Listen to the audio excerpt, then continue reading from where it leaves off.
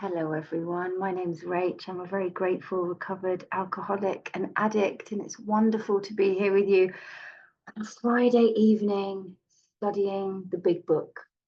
You're my kind of people, honestly. We're on page 48. We're in We Agnostics. So we Agnostics is taking us into step 2. So we're just going to flick over to page 59, where we can actually read step 2, where it says, came to believe that a power greater than ourselves could restore us to sanity. So we're coming to believe that this capital P power greater than ourselves could restore us to sanity. And for me to be restored to sanity, I have to understand and accept that I've been insane. There's no other way. I can't deny that when I start to become conscious, when I start to wake up. But when I first came into recovery, I didn't understand that I was insane, So we're on page 48. And just to kind of do a little flick overview of what we've gone over. So we agnostics, that word agnostics means without knowledge. We've got religious people who believe in a God, in a power, in a religion. We've got atheists who don't believe in any God or any religion. And then we've got the agnostics, those without knowledge. They might not think that there is, they might not believe, they don't know. They're in the middle. And this chapter is so powerful because it's starting to lift the lid on our old ways of thinking. It tells me in the book that I have to abandon all of my ideas. I have to lay aside everything I think I know. And there's a lot of prejudice around that word God. So I had to start, well, what happens as we go through this amazing chapter is it starts to lift the lid on the prejudice, the prejudgments that I had about things before. So we're on page 48 and we're halfway down the page, and it says, the reader may still ask why he should believe in a power greater than himself, capital P, that means God. We think there are good reasons. Let us have a look at some of them. The practical individual of today is a stickler for facts and results. Who can be a stickler for facts and results? Believe it when you see it, right? It's like making up my own stories. Like I'll believe, I pick and choose what I believe and what I want, what I believe, what I think is right and wrong. Nevertheless, the 20th century readily accepts theories of all kinds, provided they are firmly grounded in fact. We have numerous theories, for example, about electricity. Everybody believes them without a murmur of a doubt.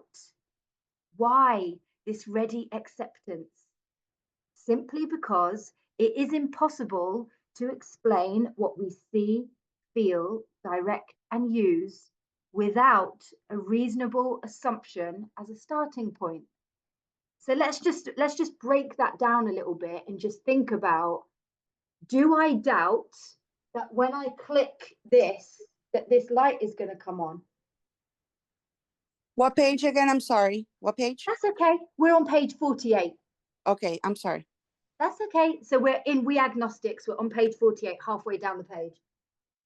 For some reason, I've never questioned electricity. I had a belief. I had a belief as a starting point. I saw my parents turn the light on. I believed that the light would come on.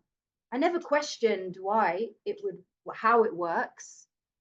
If I think about, and when I take sponsees through, I ask them, I say, do you understand how electricity works. Like, I have a small recollection of being in a science class in school where you build a circuit and you get the wires and you touch the thing and the little light comes on. But when I start to think about how a wind turbine in the sea, how that wind turbine just is blowing all the time and it's winding something that goes down into the sea and it's generating electricity. I mean, what is electricity, right? It goes into the sea and then it's stored somewhere in a like, what does that look like? This electricity that powers cities, this electricity that powers countries, that lights up parts of the world. I don't really understand that. I don't get how that works, but I believe it to work because I've seen the evidence. And but why is it that when I see now, I'm getting to see the evidence of God working in people? Now I'm starting to look at things like, an apple tree. That apple tree, you've seen the size of a seed. You know, when you bite into an apple and there's an apple seed, the whole tree comes from inside the seed. It blows my mind. It blows. An oak tree. I've got a little acorn in my car. That oak tree, a big, that acorn, a big oak tree is formed. It's unbelievable.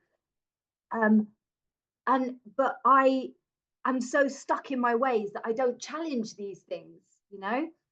So everybody nowadays believes in scores of assumptions for which there is good evidence, but no perfect visual proof. And does not science demonstrate that visual proof is the weakest proof? It is being constantly revealed as mankind studies the material world that outward appearances are not inward reality at all. Now, before I do this illustration, I just want to share a couple of different examples of that belief and stickler for facts and results. Because now, our modern day, we've got these little gadgets here. It's like, I like to use this as an example. My sponsor literally lives in Australia and I live in the UK. So there's like an 8-hour difference between our time zones. There's a 24-hour plane journey if I wanted to go and see her. But yet, when I use this little gadget, which is just glass and plastic and metal and wires and whatever it is, this little computer, I can open my phone with my fingerprint. I mean, I never question that. That works. My screen changes all the time. It goes from my clock, my calculator to my WhatsApp. I then go into my WhatsApp and I can video call my sponsor and she can hear me and she can see me on the screen. I can walk down the street and talk to my sponsor. If I wanted to see her in real life, it would take me 24 hours on a plane. I'd have to drive to the airport. It would take me 24 hours of traveling through the air to go and visit her. Can I explain how she can hear me and see me on my WhatsApp as I'm walking down the street going, oh, I've got resentment. Guess what thing he did to me? I can't explain it, but I believe that it works. So that's a really good example. Another example that you can use is Bluetooth. Anybody got a Bluetooth printer or a Bluetooth device, a speaker? How is it that I go in here and then I go in there and then that connects? I don't understand how that works, but I believe it to work. I don't doubt it. I go to a new speaker and I go, ugh, why isn't it working? It's not connecting. Ugh. but I believe that it's going to connect. So why is it that my mind is so that God word? I'm like, oh no, it's not going to work for me. Oh no, I don't like that word. I'm so resistant to something that is obviously working for other people. So yeah, I like to find different ways of saying to sponsees, you know, yeah, do you understand Bluetooth, electricity, streaming? Do you understand all these different things? Because a lot of the time it's like, no, but I believe that it does work. So here we go. We've got this. It says to illustrate, and I've got a picture of this, which I'm just going to show you. Where is it? Because I find this really helpful as well if you're a visual person. So we'll just read it at the bottom of page 48. It says to illustrate, the prosaic steel girder is a mass of electrons, yeah, a mass of electrons whirling around each other at incredible speed. These tiny bodies are governed by precise laws. And these laws hold true throughout the material world. Science tells us so. So this is proven. This is fact. This is a steel girder. Yeah, everyone is that really common picture, that really famous picture of all those men in New York sitting on a steel girder. A steel girder is what if I looked at a massive warehouse where Pretty Little Things is shipping out all of their stuff, or a big massive Amazon warehouse, the steel girder, or a big multi-story car park, the steel girders is what's holding this massive frame up. But science tells me, or tells us, that these are a massive tiny electrons whirling around each other at an incredible speed. My eyes can't see that. My eyes see stacks of cars on a big story thing, solid. So I can't trust this visual proof. I'm not seeing the actual facts. I'm only seeing what my tiny naked eyes can see, the capacity that what I can see. And what this beautiful chapter is highlighting is that there's a big spiritual world of things that I can't see with my eyes, but I can feel. This is this power, this spiritual realm that we seem to tap into when we follow the steps and we learn how to pray and meditate. And if any of you have ever experienced like goosebumps, it tells us in here when we feel love, what a state of mental goose flesh when we realize that we were worshipping things. That feeling of love that we get is a power greater than us, right? It has to be experienced. It's an experiential thing. So I like to have that picture, which I'll actually put in the group. I've got that saved in my favorites. And when I get to this chapter and I talk to newcomers, I go, you know what a steel girder is? And what do you think when you think of a steel girder? You think of solid, firm, but actually science has proven that it's a mass of electrons whirling around each other at incredible speed. So it says, we're on page 49, it says, we have no reason to doubt it. When, however, the perfectly logical assumption is suggested that underneath the material world and life as we see it, there is an all-powerful, so capitalized, capital A, capital P, that means God, all-powerful, guiding, capital G, God, creative intelligence, capital C, capital I, God. Right there, our perverse streak comes to the surface, and we laboriously set out to convince ourselves it isn't so. So I like to think about this underneath the material world. Let's think about what humans have come onto the planet, onto our planet Earth, and started building. Okay, let's build. Let's build houses. Let's build cities. Let's build countries, which is amazing. There's loads of good stuff there, right? But it's material. We're looking at the spiritual now, this spiritual realm. And beneath that, there's an all powerful guiding creative intelligence. Perverse means unreasonable. Our perverse, unreasonable streak comes to the surface laboriously, means labor filled, effort, hard work. Who can relate to that?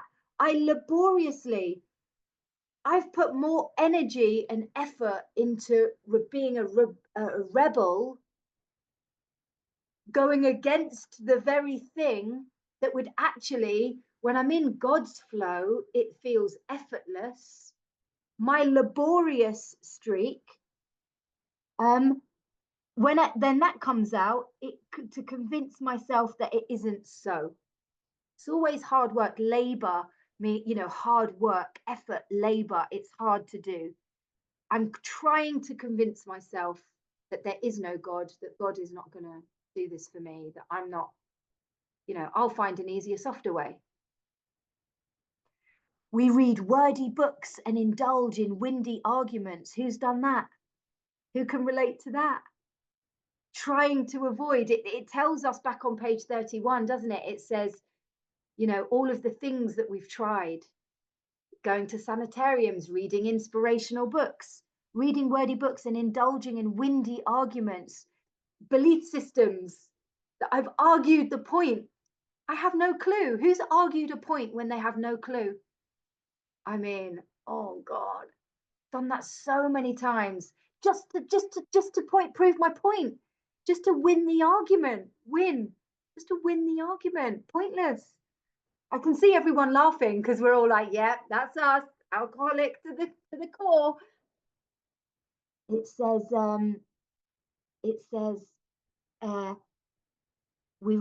thinking we believe this universe needs no God to explain it. When it says, were our contentions true? So if our contentions true, and contentions means argument. So if our arguments were true, it would follow that life originated out of nothing, means nothing, and proceeds nowhere. Well, what is the point of life if that's the case then? What's the point of life? What recovery, maybe this is an opinion, so forgive me, or this is actually me sharing my experience. What the 12 steps and recovery has given me is a purpose. I now understand why I am an alcoholic and addict, that I'm going to use my pain to help somebody else. Now life has more meaning. Before, I was trying to just prove myself to the world, trying to get by, trying to strive to get more. So it says, now this is a powerful line, instead of regarding ourselves as intelligent agents, oh, wait for it, spearheads of God's ever advancing creation. I mean, talk about a title, capital C, God's ever advancing creation. Talk about a title that you can wear with pride. Going from this unlovely creature in my cups to now being a spearhead of God's ever advancing creation. When I can tap into this spiritual realm of God's ever advancing creation, this creative intelligence, this all guiding, powerful thing, instead of getting into the material world that's like, I'm going to be a spearhead of money and property and prestige. I'm going to be a spearhead of God's ever advancing creation. Who can I help? How can I help? How can I be useful? What is my purpose? We agnostics and atheists chose to believe our human intelligence was the last word, the Alpha and the Omega, the beginning and the end of all. Rather vain of us, wasn't it? Now, there may be some people in this meeting that know more about this reference to the Alpha and the Omega, the beginning and the end. I know that it's, it's a religious, it's a biblical thing that I don't actually have that much experience with. But what this means to me is, imagine the insanity of me thinking that there's no power greater than me. That means that the earth spinning around the sun on the axis, all the other millions of people on the planet, the stars, the galaxies, the moon, um, you know, the moon, like making the tide go in and out, all of that. I'm saying that I'm bigger than all of that. I'm bigger than love. How vain is it? It doesn't make any sense. That's where I start to see my insanity. So for me, it's like, it doesn't matter what your idea or conception of God is as a starting point, as long as I start to understand that I have to be insane if I think that and trust, the world did revolve around me when I came into recovery. I'm like, obviously, this is why I'm so restless, irritable, and discontented, because I wanted the world to revolve around me, but it's insane. It doesn't make any sense.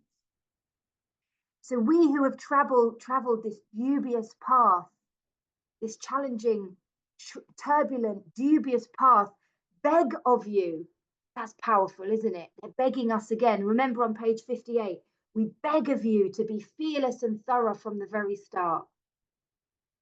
Because just on page 48, if you look over the page, at the bottom of the first paragraph, it says, in this respect, alcohol was a great persuader. It finally beat us into a state of reasonableness. And then it said, sometimes this was a tedious process. We hope no one else will be as prejudiced for as long as some of us were. So here it's saying on page 49, we who have traveled this dubious path beg you to lay aside your prejudice, because they know that, sorry, I'll let the co-host handle that. They know that any form of prejudice is blocking me off from the sunlight of the spirit. My old ideas about religion, my old ideas about this word God, this three-letter word, my belief systems around it have to be smashed. So we who have traveled this dubious path beg you to lay aside prejudice. So that word means to prejudge something that I haven't had an experience with, even against organized religion. We have learned that whatever the human frailties of various faiths may be, those faiths have given purpose. That's a beautiful word, isn't it? That word purpose means why something is done. They've given purpose and direction. I don't know about you, but I felt so lost before I came into recovery. I was going more and more into this pit of insanity and loneliness and depression and isolation. I was completely lost. The 12 steps has given me purpose and direction.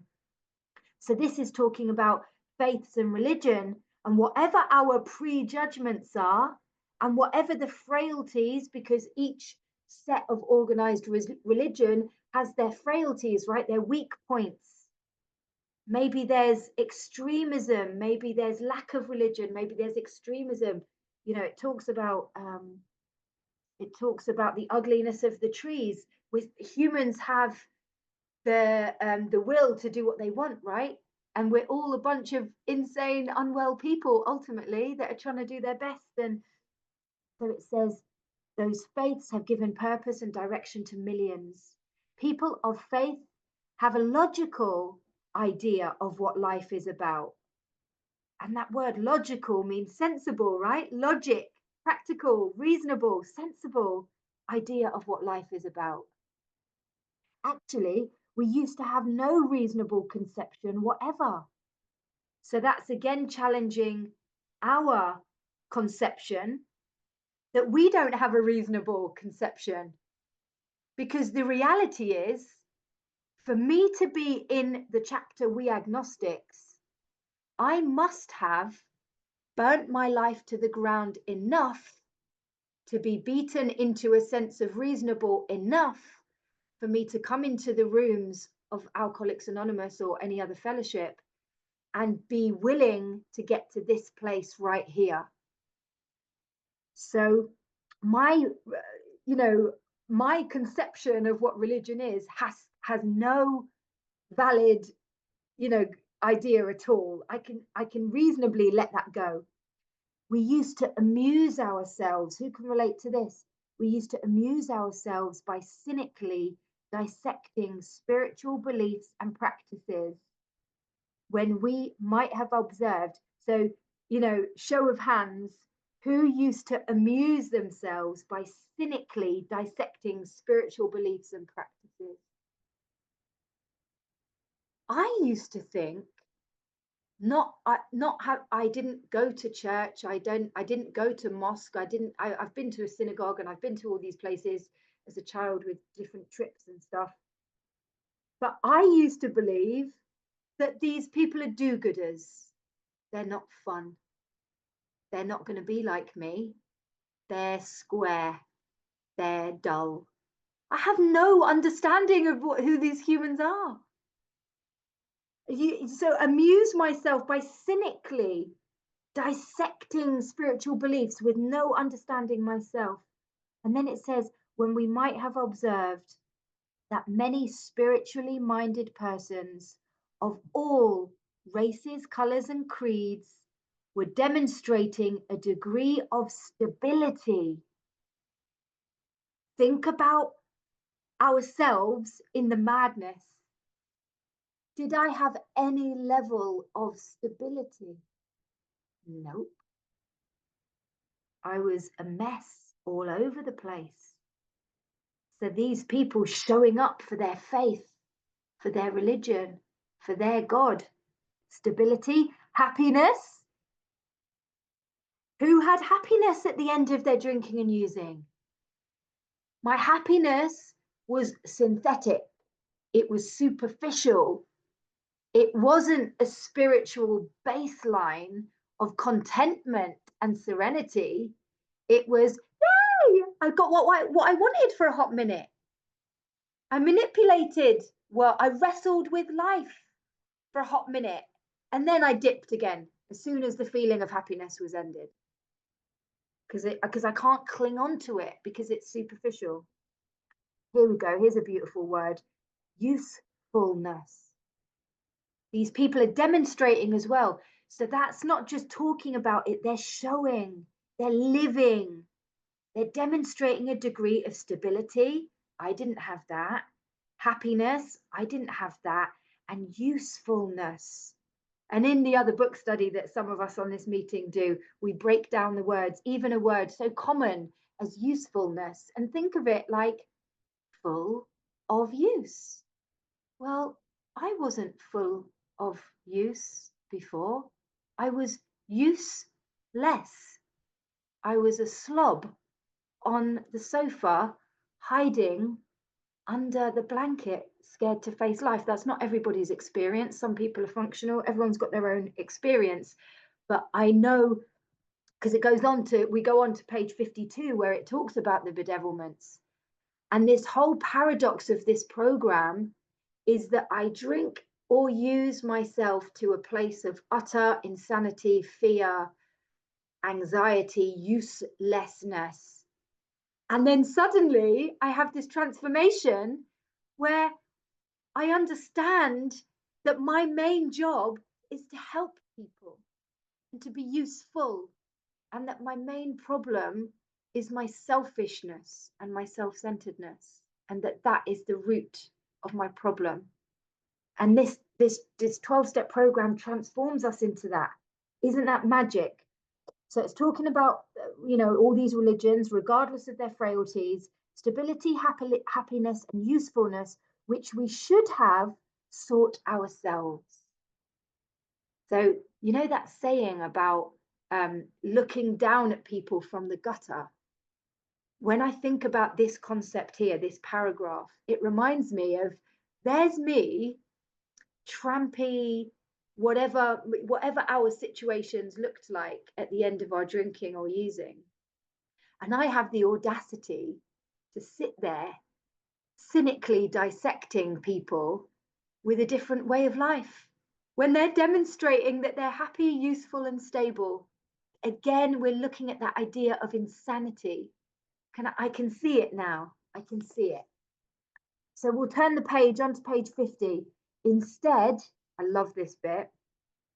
We looked at the human defects of these people and sometimes their shortcomings as a basis of wholesale condemnation. So wholesale, again, thinking of that warehouse, that vast, expansive, massive, there's some people who have these human defects. Now, anybody who's been through this process will know what that step 5 process looked like, where you're like, oh my gosh, the defects. I didn't even realize that that was who I was. The list was so long.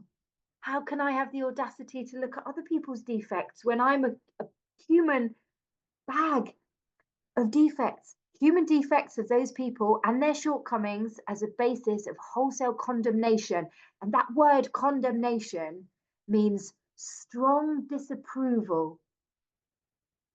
It means punishing and judging. So I'm judging and I'm punishing and making a generalized idea of these people with no experience of it. And I'm in the gutter and I'm doing that. Insane. Here we go. We talked of intolerance. Who can relate to being intolerant? They talk about, I can't remember where it is now off the top of my head. That shows my mind is forgetful. You know, the Florida, the man lolling in this. Oh, it's page 52, isn't it? I can't remember where it is. I'm not going to get the thing, but you know, the intolerance. It says we talked of intolerance while we were intolerant ourselves. Question mark. This is the bit that I really love. We missed the reality. I love that word reality because that means truth. We missed the reality and the beauty of the forest because we were diverted by the ugliness of some of its trees. Oh, I know where that bit is. It's on page 61, 62. It's in step 3. It's let me just find it now because it will do my head in. It's at the end of page 61. Phew, thank God, I'm not going insane. So the Florida, the businessman lolling in the Florida sunshine complaining, it's on the bottom of page 61 and it's around step 3 and it's talking about the actor. So I was just talking about, that judgment of other people. But this line is so beautiful, isn't it? We missed the reality and the beauty of the forest because we were diverted by the ugliness of some of its trees. Question mark. So that to me means that I maybe, I don't want to talk about outside issues, but maybe I'm being brainwashed. Maybe I've got an old idea about a certain religion and I'm like, oh yeah, I read something about them. And I'm judging wholesale condemnation about these people. And I'm missing the beauty. I'm missing all of those people like us who are showing up, meeting up in community halls or spaces of prayer and worship. They're supporting each other, loving each other, praying together, and doing all of that. And I'm missing all of that because I'm like, oh, yeah, I know about that. I know about that group. I know about that. I know about that. I don't know anything. The insanity. What? And again, I'm just going to do this little demonstration for anybody that hasn't seen it because it's brilliant. A sponsee taught me this. This is my idea of life. This is what I think I know. This is my experience. This is what I understand. This is my belief system. It's all shaped from my parenting, my upbringing, my jobs, my schooling, my education. This is what I think life is. And what the 12 steps in recovery has done for me has gone like this. Oh, wow. There's a whole new world out there. There's and that visual of, oh, can I be open-minded? Can I be open-hearted? Can I go, I don't know. I don't know the answer. Can I be humble and go, let me have a new experience with that? That's what this chapter is really helping us to see. Let's throw away our old ideas and just show up with that awe and wonder. We don't know. Beautiful. So it says, we never gave the spiritual life a fair hearing, question mark. Did we, did our obstinance, did it shut us down and go, yeah, no, tried that, thought of that didn't work for me, don't believe it, pushed it away. In our personal stories, you will find a wide variation in the way each teller approaches and conceives of the power, capital P, so God, which is greater than himself. Whether we agree with a particular approach or conception seems to make little difference. Experience has taught us that these matters about which, for our own purpose, we need not be worried. They are questions for each individual to settle for himself. So, what this paragraph is saying, and what the book keeps on telling me over and over again, and not just the book now, but the whole global worldwide fellowships,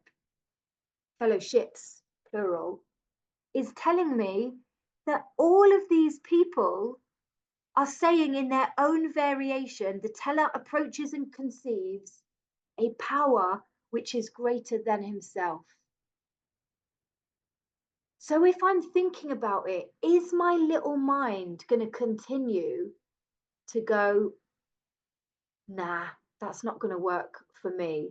And today, the way this shows up for me is like my agnosticism with even believing, like, for example, I'll give you an example, a character defect that keeps on resurfacing.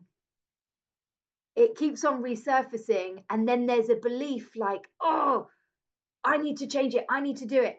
My agnosticism, the book keeps on telling me that each person is saying they found a connection with God and that this God is all powerful. So it's really interesting to see how my agnosticism shows up in different ways. You know, maybe it might be my relationship or my finances or my work environment or whatever. But it's telling me again and again that people keep on saying, I found a connection with God. Am I going to trust that power? Am I going to believe in that power? Am I going to turn to that power? Came to believe. Am I going to believe? So, and then that's really reassuring, isn't it? It says you don't need to worry. Don't be worried about how each person's conception, but just tap into the fact that all of these people are saying the same thing. Everybody who has worked a 12-step program is going, yeah, I now believe that there is a power greater than myself. It might look different for all the different people. So on one proposition, however, these men and women are strikingly agreed. Here we go. Strikingly agreed. That's powerful, isn't it? Every one of them. And I've really thick, squiggly underlined that in my book. Every one of them, and I love this bit, has gained access to. Gained access to. So that's what the 12 steps is doing. It's giving me a program of action that allows me to gain access to this power whenever I choose to tap in.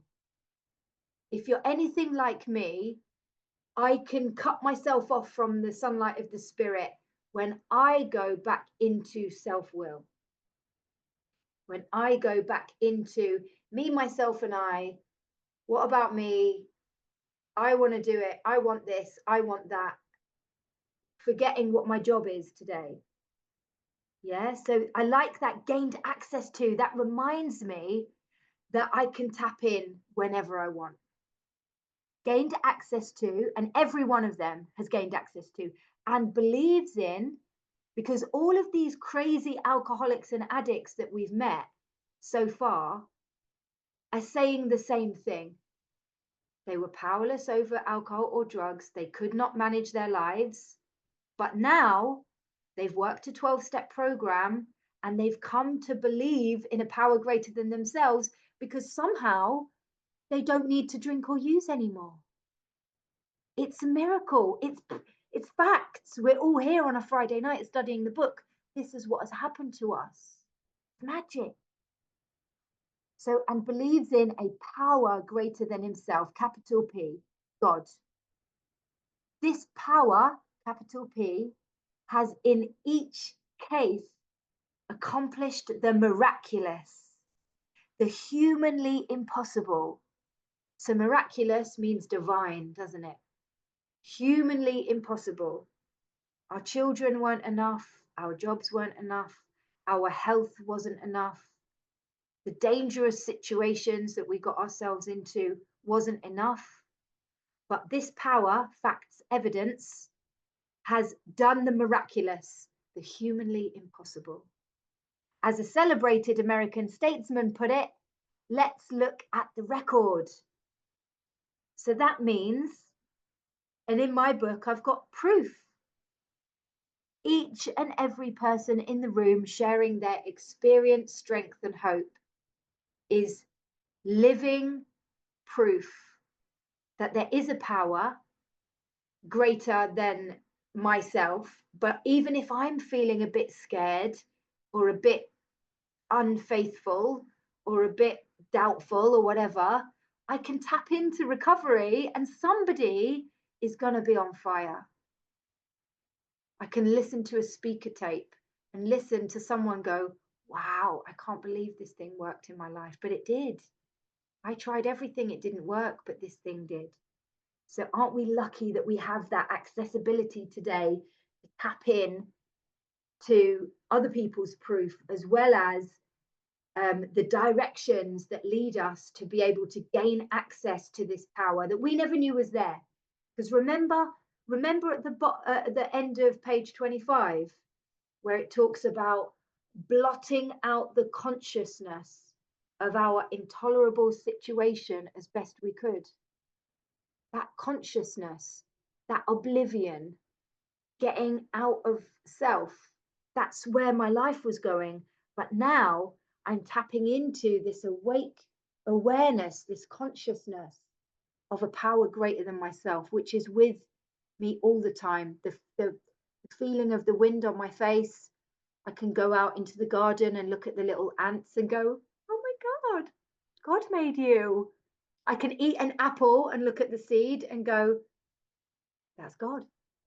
Now I look at food and I'm like, food is God. How was this made? Like, natural food. It's a creation. It's not man-made, like unprocessed food. It's like it's been created, hasn't it? For us to enjoy. It's like it's magic. So here we go. Here are thousands of men and women. We can change that now, can't we? This is millions of men and women, worldly indeed. They flatly declare that since they have come to believe in a power, capital P, greater than themselves, to take a certain attitude towards that power, capital P. And I like, I haven't got it squiggly underlined, but I'm just squiggly underlining it now because I always shout about this. So forgive me if you've already heard me say it, but I know there are some newer people on the meeting. My attitude towards my recovery is going to make the world of difference. If I show up like, oh my God, I've got to do service.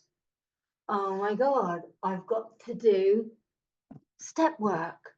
Oh my God, I've got to. If I show up with this attitude, forgetting that I was a dying woman, I was forgetting that I needed to cling onto this flimsy reed with all the desperation of a drowning woman, forgetting that step one experience where I was scared of my phone and the curtains were drawn and I stayed up all night and I wanted to sleep all day, forgetting all of that pain, agony, my organs hurting, skin, family, letting everyone down, forgetting all of that. If I show up towards my recovery with an attitude of intolerance or ungratefulness, it's going to be hard for me.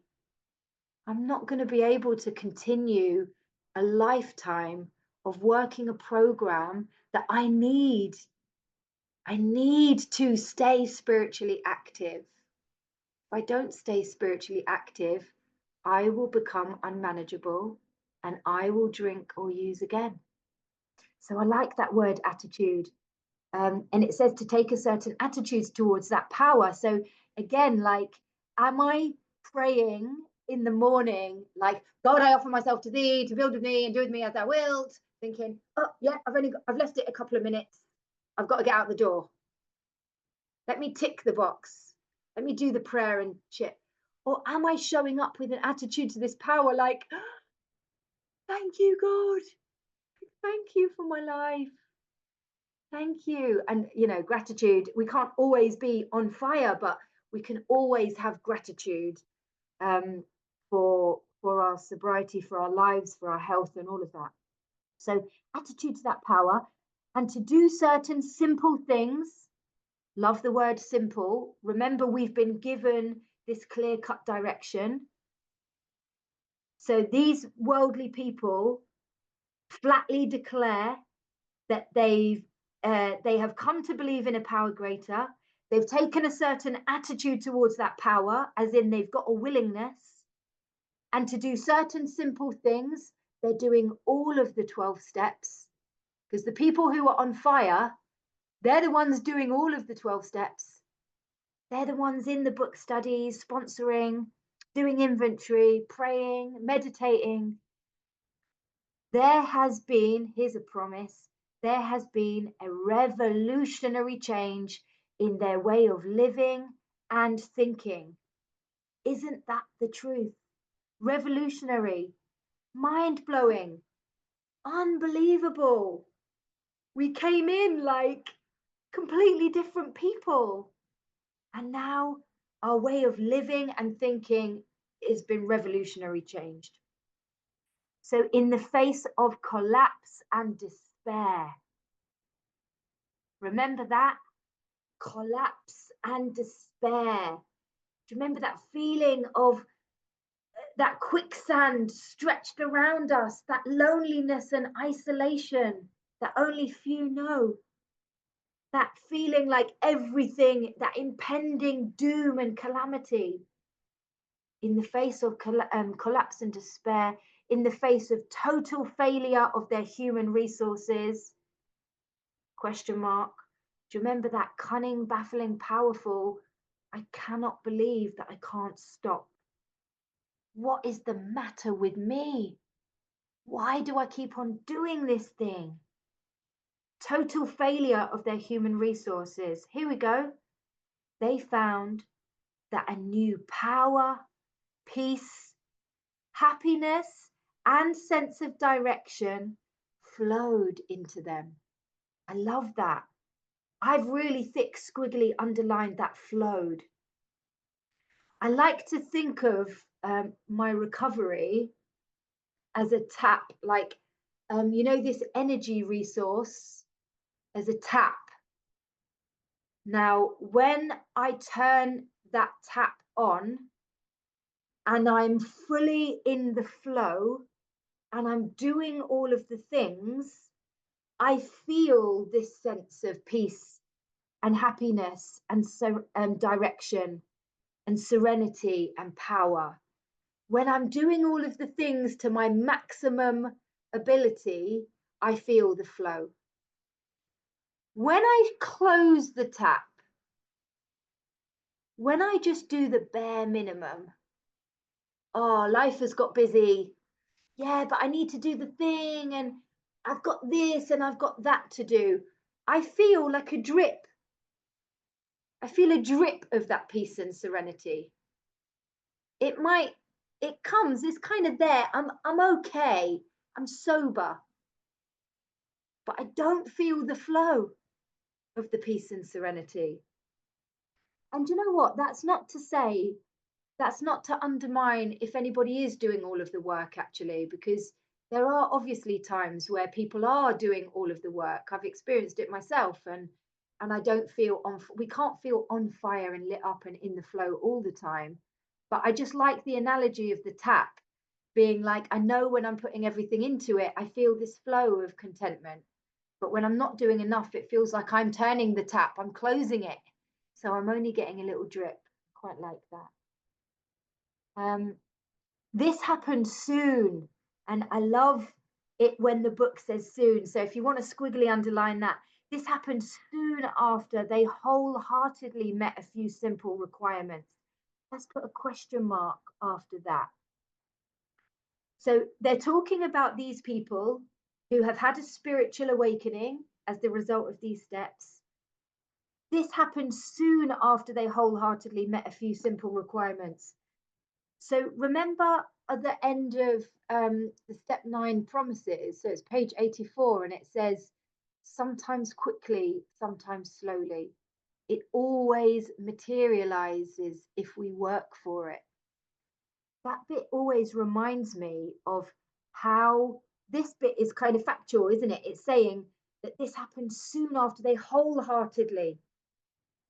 You know, when, I don't know if you guys experienced this, but when I wholeheartedly understood my step 1, I am an alcoholic. I am powerless over alcohol. I admitted it, fully conceded. There's no going back. My life has become unmanageable. When I wholeheartedly committed to the program, it did feel like, and there's another reference, I can't think where it is, it did feel like the problem had been lifted, like I knew that there was a solution. And here it's saying facts. This happened soon after they wholeheartedly met a few simple requirements. What are those few simple requirements? The 12 steps. There's that word simple again. You know, when people say often, it's a simple program for complicated people. This is why we're all here today, because we're lovers of the big book and the clear-cut direction in the big book. I want to keep it really simple and just follow the direction as outlined in the big book. I was talking to someone earlier about one of the guides. They were doing a step 4, and they were given all of these questions. And the questions were like, were you wanted at birth? How old were you when your siblings were born? And what my response was to that woman having an experience, I said, I'm not a qualified, trained person to know how to answer that and how to affect that. The 12 steps, as outlined in the big book, it guides me with exactly what I need to do. And the people that have already experienced it are demonstrating how it has worked in their life. So this chapter is all about starting to come to believe that this has worked for other people and that it can work for me too. So it says, once confused and baffled by the seeming futility of existence. Can you relate to that? Baffled by the seeming futility means pointless and useless. So at the end of your drinking and using, did you feel baffled about how has my life come to this? What have I become? Who have I become? Baffled by the seeming futility of existence. They show how the underlying reasons, they show the underlying reasons why they were making heavy going of life. Question mark. Was I making heavy going of life? Well, definitely. My life felt like a struggle. It felt like a battle. It felt like a war. It just felt heavy.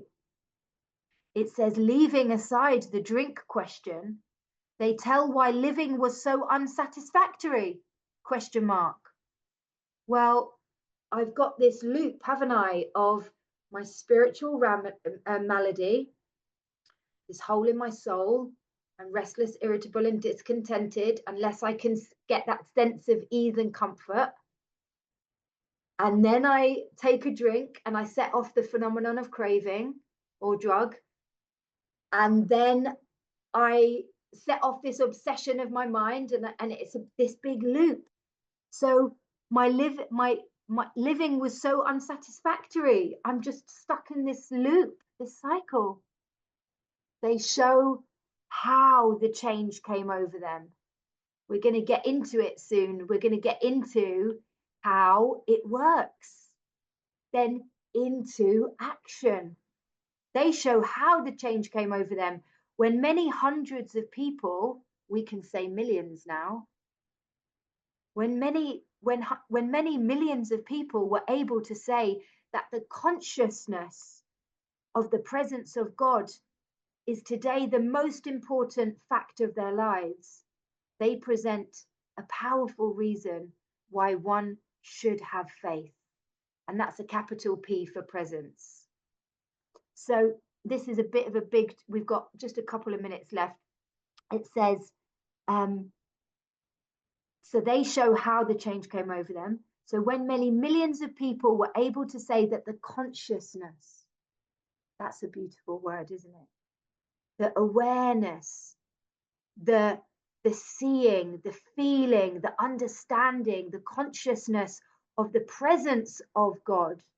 So knowing that God is with them is today the most important fact of their lives. They present a powerful reason why one should have faith. Remember that bit in the book? Sorry, forgive me, I can't remember where it is off the top of my head. I've thought about it before and remembered where it was. But where that guy is saying, who am I to say there is no God? Am I saying that all of the religious people are wrong and that I am right? Imagine this. There's millions of people all around the world who are saying that they were dying of alcoholism and addiction. And now, and maybe not just the alcoholics and addicts, maybe just the religious people who have a faith, they're now saying that the consciousness of the presence of God is today the most important fact. Not their money, not their bank account, not their job, not their car, not their house. Knowing the consciousness of the presence of God is the most important fact of their lives. They present a powerful reason why we should have faith. And just a final question to leave you on. Let's think about how we feel in our own life experience when I'm in self-will and I'm trying to gain property, pomp, prestige, material things compared to when I'm seeking God and when I'm quiet and peaceful and knowing that there's a consciousness and the presence of God is around me. What kind of person am I? How do I feel? How do I show up? Am I calm? Am I stressed? I know how I feel when I'm in that material thing. It's very uncomfortable. It's very scary. It's very like, I want more. I'm not happy. I'm scared of losing things. I want more. When I'm in that basic, fundamental, spiritual space, I'm really calm. I'm really knowing. I'm really at ease, content, serene. Thank you so much for sharing this space with me. I'm going to press stop on the recording.